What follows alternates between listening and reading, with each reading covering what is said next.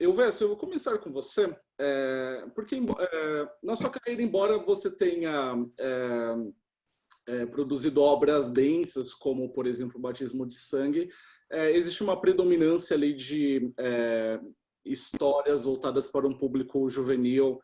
E o Lodo, ele vem com uma proposta diferente dessas obras. E você também se junta aqui com o LG Baião, que também é um autor de obras predominantemente mais afáveis, digamos assim. Então, como foi estabelecer essa parceria com ele para essa adaptação do conto do Murilo Rubião e investir, né, em um filme que tem maior densidade, né? Na verdade, Alex, eu acho assim que eu tenho uma relação com o fantástico desde o início do meu cinema. Meu primeiro filme, A Dança dos Bonecos, por exemplo, é um filme que tem elementos do fantástico, a partir de uma personagem de uma Yara que gera uma água mágica e que três bonecos se encantam, e você tem três bonecos que ganham a vida, sabe assim? E isso acontece na história com uma certa naturalidade. Eu sempre gostei muito do fantástico que surge com naturalidade no ambiente realista, sabe? Mais tarde eu fiz isso também num filme chamado Pequenas Histórias, onde eu tenho uma procissão das almas, que era uma lenda que eu sempre ouvi muito em São João del Rei, que eu acabei transformando isso num roteiro, sabe? Assim, era algo que fazia parte da minha infância. Eu morria de medo dessa história de cruzar com essa procissão das almas uma noite, assim, daquelas ruas de São João del Rei, né? Que rua de cidade colonial mineira de noite, assim, era para dar medo naquela época, né? Assim. Então, eu sempre brinquei muito com o fantástico. Hoje, assim, na minha obra, eu tenho assim, quase que são 4 filmes, digamos que para esses mais afáveis, como você disse, filmes assim para você ver com as crianças e 5 outros que não são. Que é o caso do Batismo, Uma Onda no Ar, Amor e Companhia, um documentário que eu fiz também, e agora o Lodo. Então, é um pouco dividido nisso daí. Agora, o Lodo, para mim, foi assim, a possibilidade de eu trabalhar esse fantástico num cenário adulto, num ambiente adulto, assim, inclusive mais sombrio, que era o que me interessava fazer e que me atrai muito. Sabe assim, eu sempre tive muita atração. Eu gosto do terror, não do terror do susto, mas eu gosto do terror mais fino, sabe assim, um terror tipo Bebê de Rosemary, por exemplo, ou Iluminado, assim, me encanta esse tipo de filme, sabe? E também assim numa atmosfera, eu acho que o Lodo tem uma atmosfera que você pode assim, se lembrar também um pouco tanto de Polanski como de David Lynch, embora eu não tenha usado como referências, mas obviamente são filmes que eu vi na minha vida e você acaba incorporando também um pouco dessa estética, né? Mas eu sei assim que essa dimensão assim do fantástico num contexto realista é algo que me interessa muito e que eu pretendo continuar trabalhando nela.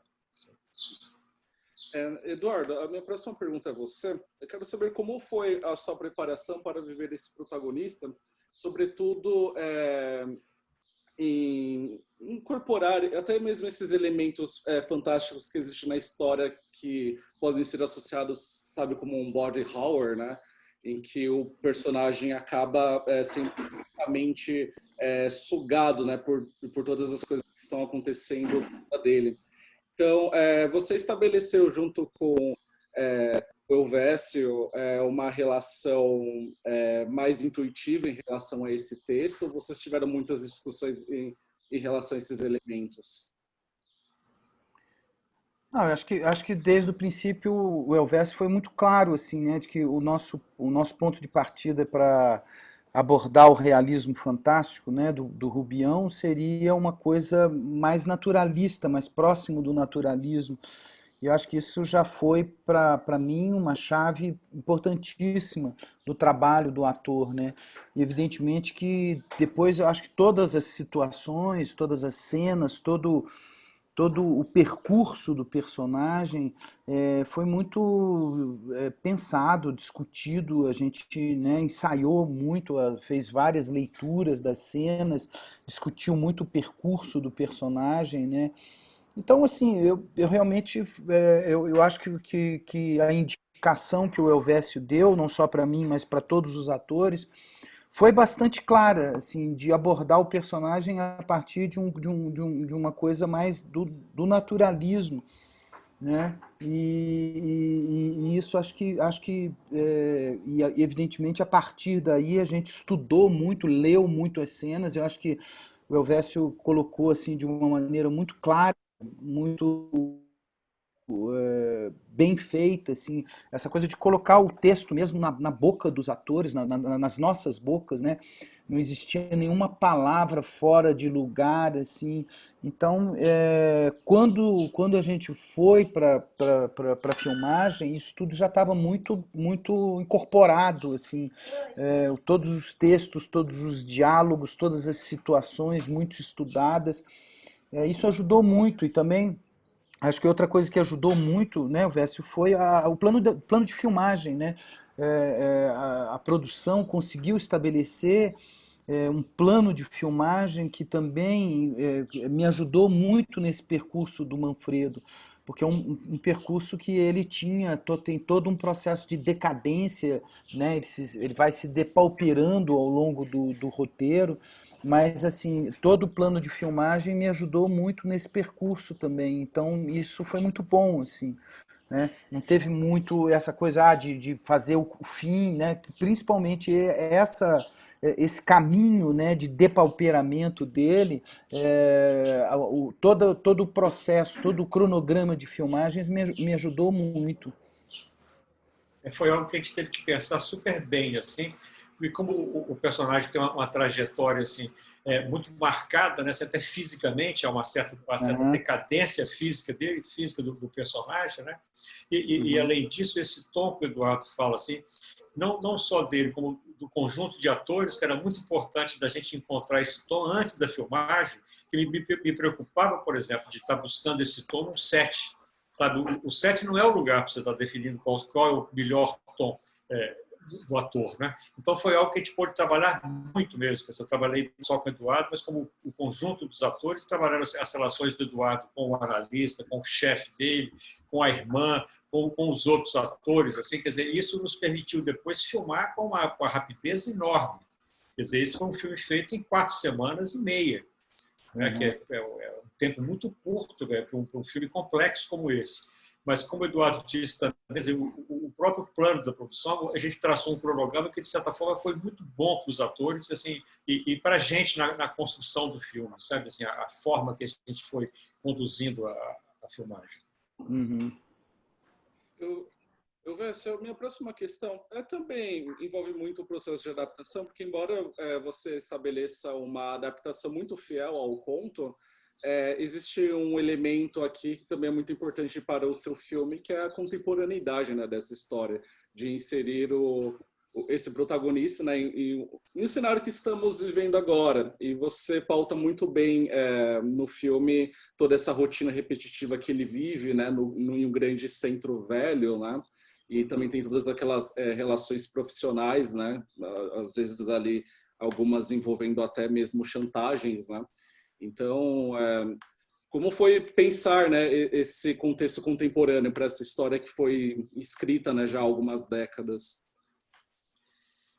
Embora essa história, acredito que ela tenha sido escrita nos anos 50 ou 60, acho que esse conto é dessa época. Sim.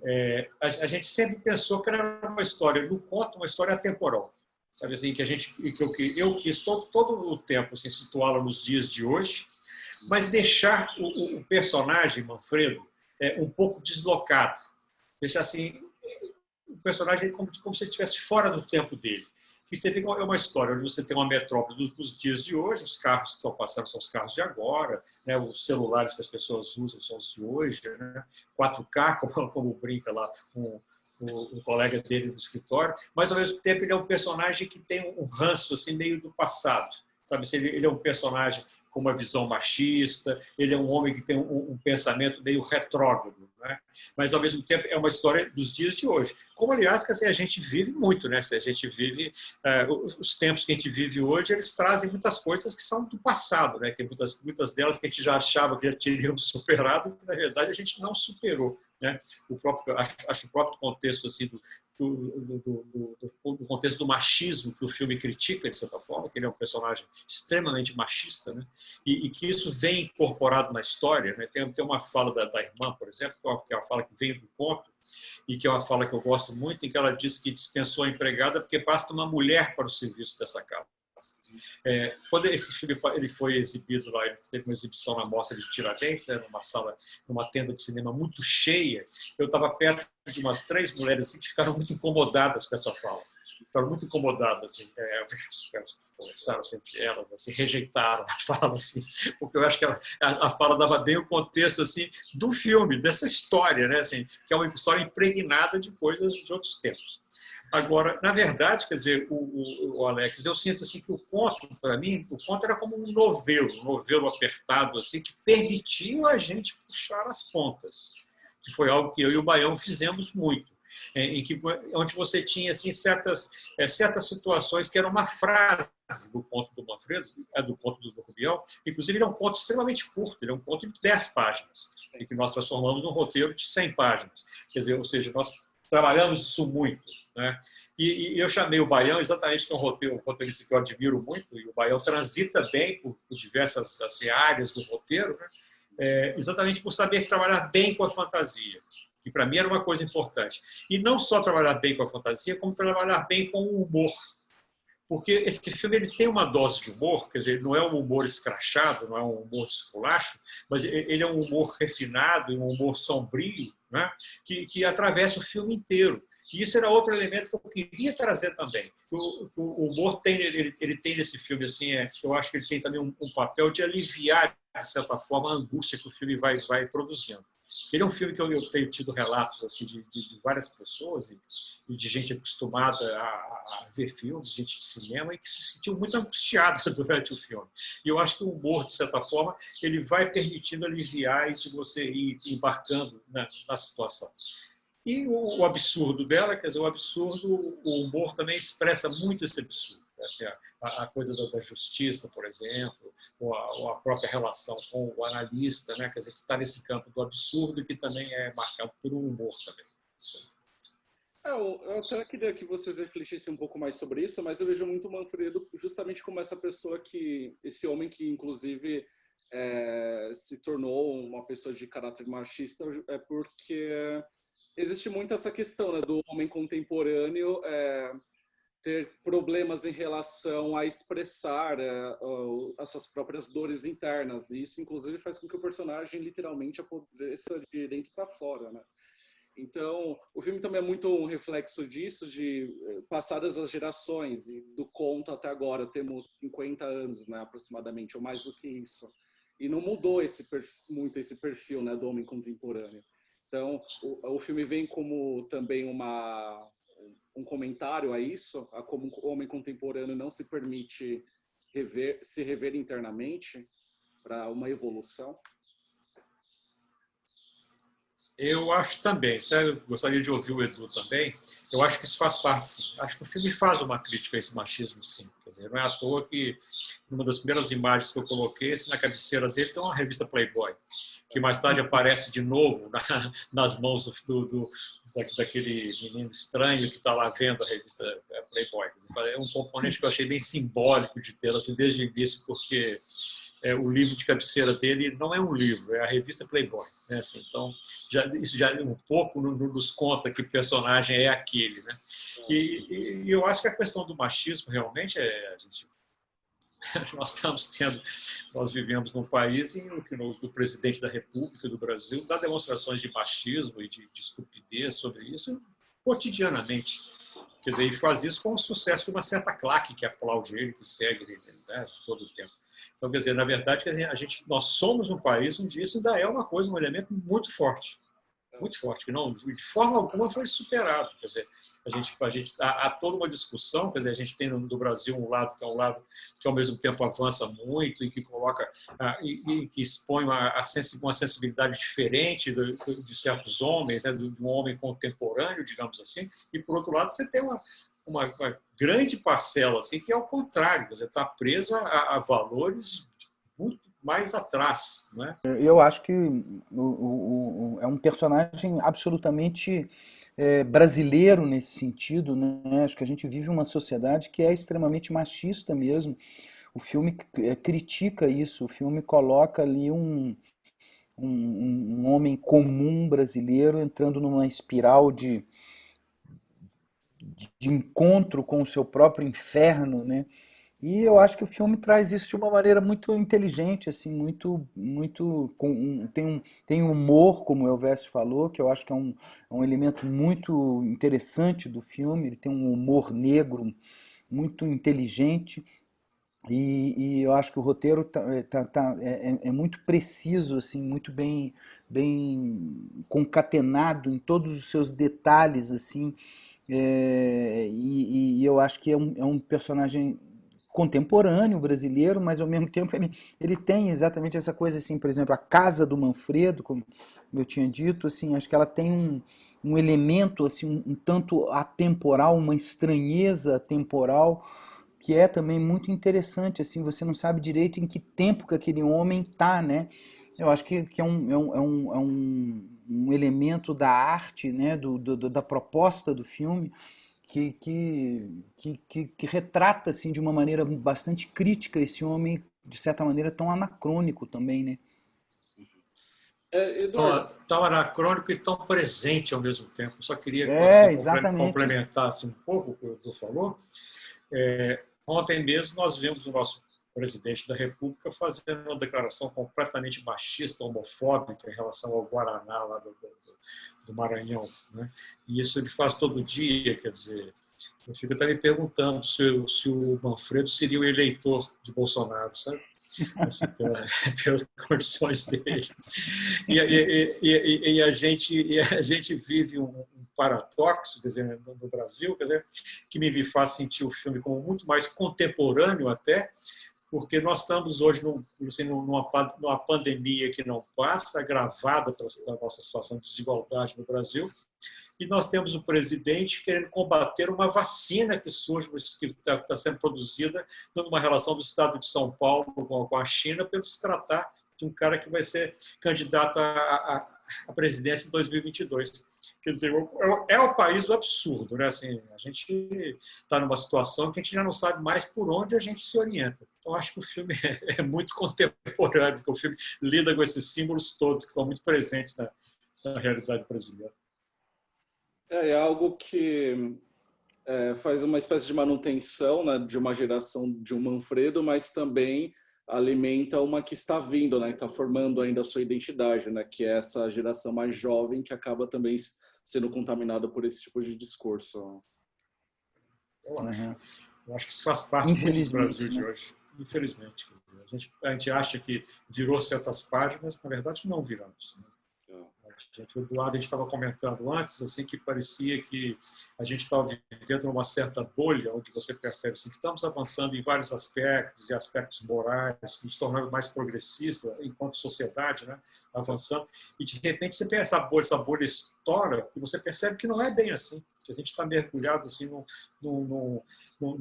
assim, numa coisa do passado, de ideias atrasadas, assim, que começam desde a forma da economia de ver o audiovisual, por exemplo, né? Assim, a gente tem um Ministério da Economia que se pretende muito moderno, que é incapaz de ver assim, a força que tem a indústria do audiovisual no mundo inteiro, que cresce a 10%, né? Que gera emprego, gera renda, que gera prestígio para os países, e o Ministério da Economia num nível de atraso cultural que é incapaz de perceber isso, incapaz. Assim. Então, a gente está num país muito anacrônico, né? Assim, estamos vivendo um momento muito complicado.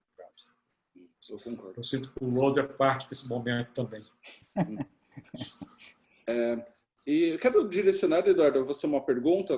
Me corrija se eu estiver errado, mas em matéria de cinema, o Manfredo talvez represente aquele primeiro personagem no qual você vive um protagonista, né, nessa linguagem de cinema. Então, como foi para você receber essa proposta, né, do Elvésio em viver esse personagem central, mas também de ter a possibilidade de trabalhar com intérpretes que você já está habituado, né, a fazer trabalhos no teatro, né, do Grupo Galpão, como a Inês Peixoto, né, a Fernanda Viana.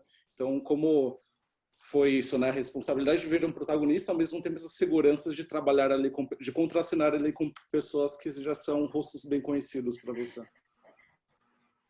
Não, acho que sem dúvida que o Manfredo foi um presente que eu recebi, né? Eu já tinha trabalhado com o Elvésio no batismo de sangue, um papel pequeno, assim, mas que também foi muito importante, né? Eu adoro o filme, adorei fazer parte do batismo de sangue. E eu acho que assim, o Manfredo me possibilitou uma viagem extraordinária, assim, esses mergulhos que só o cinema nos permite, que realmente foi extraordinário, assim, acho que foi uma oportunidade única poder fazer um personagem que é um personagem muito, além, né, de ter um protagonismo muito forte, assim, ele tem uma trajetória é, muito interessante, assim, muito bonita, né?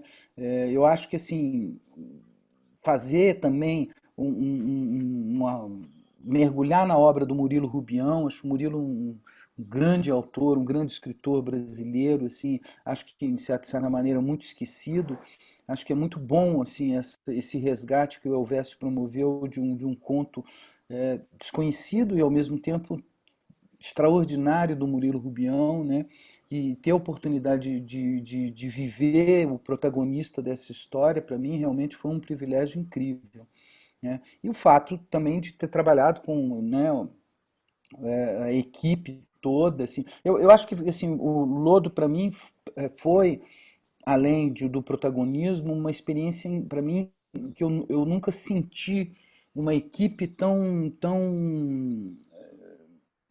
junta, assim, realmente eu acho que o Elvésio imprime, assim, né, a Quimera, a produção da Simone, imprimem, assim, um trabalho de equipe, assim, muito coeso, muito bonito, assim, que, sinceramente, assim, para mim isso também foi uma experiência extraordinária, assim, como nunca tinha vivido no cinema, assim, porque realmente o Lodo foi um trabalho de equipe muito coeso. Você via que todo mundo estava junto no mesmo objetivo, na mesma ideia de realizar esse filme. E eu acho que a qualidade do filme é também muito consequência disso, né? Dessa coisa que o Elvésio imprimiu em todo o trabalho. Né? Bom, caros, é isso. Eu agradeço a disponibilidade de vocês, principalmente por ter voltado para essa parte final da entrevista. Lamento que tenha acontecido essa queda de energia, mas muito obrigado. O filme ele está na Mostra, né, Internacional de Cinema, e os planos para lançamento comercial serão em 2021, né? Em princípio, nós estamos apontando ele para maio de 2021. Ah, Tá perfeito. certo? Considerando que a gente vai ter de novo assim, que para nós é muito importante lançar nas salas de cinema. Uhum. A gente não quer ir direto para o streaming, nem fazer uma passagem só camuflada num drive. A gente acha importante passar para a sala de cinema, então, supondo que em maio do ano que vem a gente já terá uma certa normalidade assim, que permita a gente lançar esse filme. Ah, não, vamos ver na tela grande, né? Eu acho até que esses toques de humor que o filme tem, eles funcionam muito melhor na tela grande com a plateia grande. Porque o humor é uma coisa que é muito contagiante, né? Assim, quando um ri, o outro ri, às vezes, sozinho, às vezes certas coisas se perdem, né? E às vezes a gente precisa de uma plateia exatamente. junto da gente, assim, respirando com aquela tela ali, né? Eu acho que a passagem pela sala de cinema é muito importante para o filme. Pelo menos eu acho isso. Eu acho que será muito bom para o outro. Eu só queria apontar também, né, Eduardo, você está com um projeto, foi lançado, já está disponível, né, que é o Éramos em Bando, né, que foi um experimento virtual aí em formato de média-metragem, né, ele está disponível já online também, né? Tá no canal do YouTube do Galpão. Ah, perfeito. Eu vou relacionar aqui na descrição. Caros, obrigado mais uma vez e desejo boa tarde e bom fim de semana. Bom. Ok, um abraço. Obrigado, a você, Alex. Alex. Obrigado, abração, Edu. Tchau, Um tchau, querido. abraço, gente. Até mais. Abração. Tchau. Tchau.